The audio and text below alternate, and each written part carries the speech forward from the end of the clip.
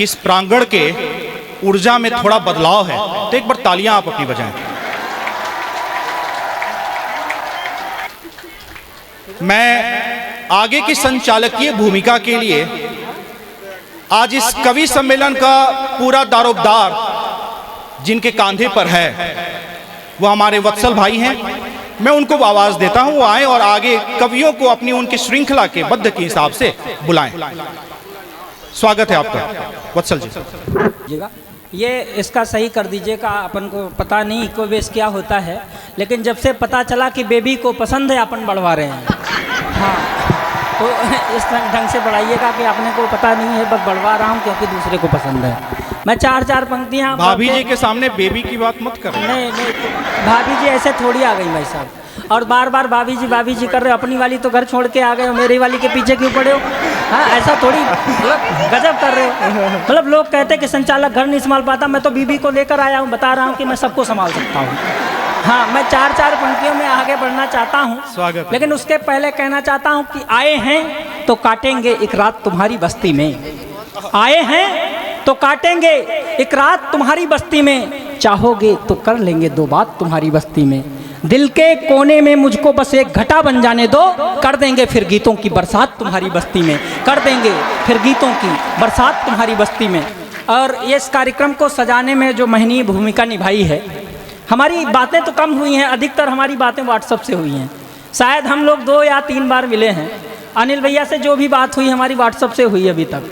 और ये बात देखिए कि हम जिस व्यक्ति से एक बार भी नहीं मिल पाते और उससे कहता हूँ कि कार्यक्रम करवाना है, वो कहते हैं कि जो करना है आप कर लीजिए, ये आपका मंच है, इससे बड़ा मन और नहीं हो सकता।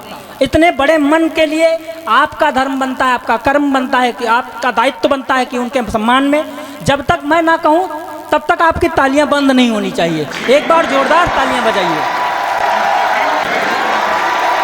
ये मंगलम टेंट की तरफ से कार्यक्रम जो आयोजित हो रहा है, वैसे तो आज के दौर में लोगों के पास धन होता है लेकिन मन नहीं होता, लोग समय नहीं दे पाते, लेकिन उन्होंने समय भी दिया है, उसके साथ में अपनी सारी व्यवस्थाएं दी हैं और उसके साथ में किसी को हतोत्साहित नहीं किया।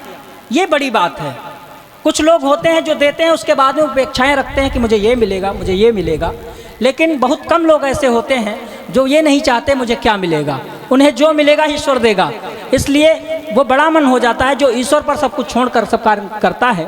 आइए मैं 4 पंक्तियां पढ़ता हूं। अभी हमारे देश में आज़ादी का पर्व मनाया गया।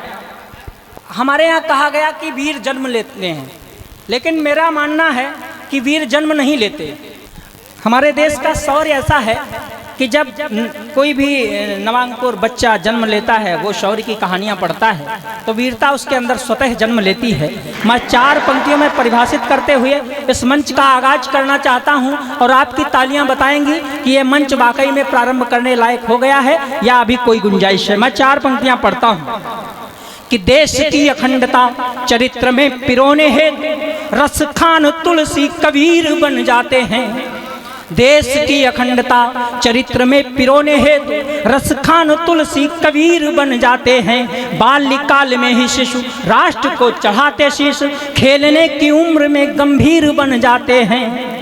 सिंघनी के जाए सुत जब भी दहाड़ते हैं, शब्द भी दहाड़ने से तीर बन जाते हैं। सिंघनी के जाए सुत जब भी दहाड़ते हैं, शब्द भी दहाड़ने से तीर बन जाते हैं। वीर बलिदानियों की शौर्य की कहानियों को पढ़ते ही नौनिहाल वीर बन जाते हैं, पढ़ते ही नौनिहाल वीर बन जाते हैं, पढ़ते ही नौनिहाल वीर बन जाते हैं। ये हमारे भारत की परंपरा है, जहाँ का शौर्य सुनकर लोग शौर्यवान हो जाते हैं। आइए इस मंच का मैं प्रारंभ करना चाहता हूँ ओजस्वी उस तेवर से, और उसको आवाज़ देना चाहता हूँ जो फरीदाबाद बल्लभगढ़ से चलकर आया हो, और वैसे वो हमारे प्यार में चलकर आया है।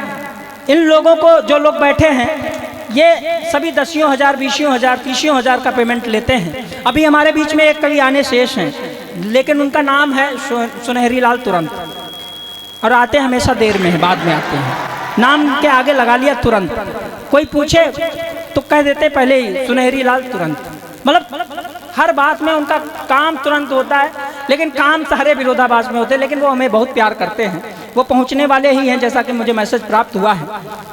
गर पौरुष महकती शाम के अधीन हो जाए, गर पौरुष महकती शाम के अधीन हो जाए, तुम ही बोलो रण में बाजुओं को कौन तोलेगा।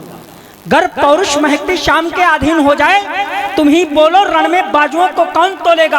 अगर हम भी चरण चुम्बन की भाषा बोलने लग जाएं, तो आखिर इस आग की भाषा को कौन बोलेगा, तो आखिर इस आग की भाषा को कौन बोलेगा।